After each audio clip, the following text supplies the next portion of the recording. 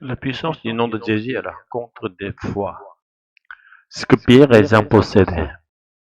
Qu'avait Pierre en sa possession? Il avait la foi qui lui permettait d'invoquer le nom de Jésus de Nazareth. Mais la source de la puissance qui fit marcher cet homme infirme, ce n'était pas Pierre, ni même la seule invocation du nom de Jésus, c'était Jésus lui-même.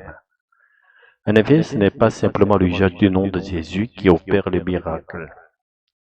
Dans le livre des Actes chapitre 19, les 7 fils de Sheva, en chef des prêtres juifs, tentèrent d'utiliser le nom de Jésus pour chasser les démons.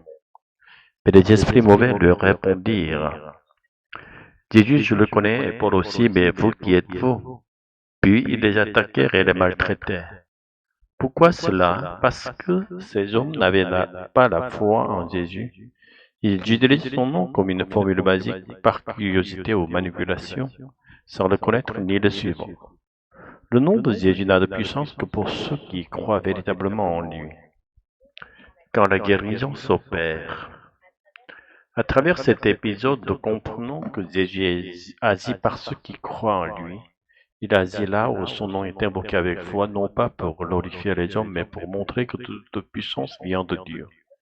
L'homme infirme couché à la porte du temple n'avait sans doute aucune foi préalable en Jésus, mais après avoir été guéri, il entra avec Pierre et Jean dans le temple, louant Dieu, ayant compris que la puissance qui l'avait guéri venait de Dieu, et que cette puissance avait été manifestée par le nom de Jésus. C'est ainsi qu'il comprit que Jésus est Dieu.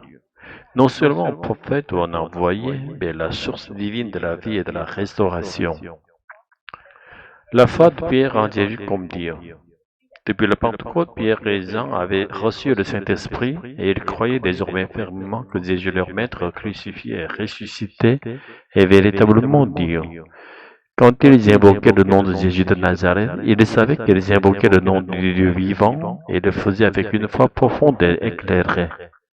Ils n'avaient ni argent ni eau à offrir à l'homme infirme, mais ils possédaient ce bien inestimable, la foi en Jésus, Dieu fait homme. Et c'est par cette foi vivante que le miracle a eu lieu. La foi de celui qui reçoit la guérison. Alors, la foi du serviteur de guérison suffit-elle à produire le miracle? Celui qui reçoit la guérison peut-il en être l'objet sans croire lui-même? En observant l'homme infirme d'acte 3, nous voyons que dès qu'il fut guéri, il comprit que la puissance qu'il avait relevée venait de Dieu. Il n'avait peut-être pas aucune foi explicite au départ, mais l'effet du miracle fut de l'amener à reconnaître que Dieu seul pouvait accomplir cela. À l'époque, avec les moyens médicaux existants, personne ne pouvait guérir une infirmité congénitale. Lui-même ne le savait sans doute. C'est pourquoi, en voyant ce qui lui était arrivé, il comprit que Dieu l'avait guéri, et il entra dans le temple louant Dieu de tout son cœur. Quand 2 ou 3 fois se rencontrent, oui, la personne qui reçoit une guérison doit aussi avoir même faiblement la conviction que seul Dieu peut le sauver.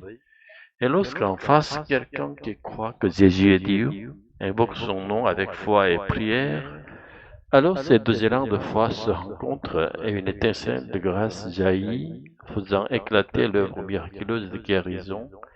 C'est alors que le Fils de Dieu, exalté à la droite du Père, agit sur la terre par le Saint-Esprit, révélé au monde que Jésus est Dieu et que le salut vient par la foi en son nom.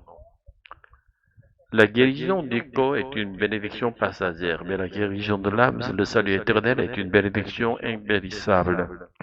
Que nous soyons tous au nombre de ceux qui reçoivent ce bien éternel au nom glorieux de Jésus-Christ. Alléluia, Amen.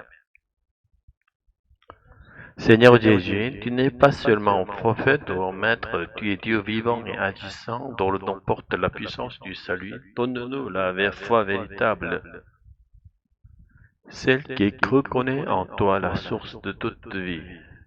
Fais que nos paroles ne soient pas des formules vides, mais des proclamations de foi habitées par ton esprit. Seigneur, que ta puissance de guérison se manifeste non seulement dans nos corps, mais surtout dans nos âmes, afin que nous recevions la guérison éternelle, celle qui nous fait entrer dans ton royaume. Nous prions au nom glorieux de Jésus, notre Seigneur et notre Dieu. Amen.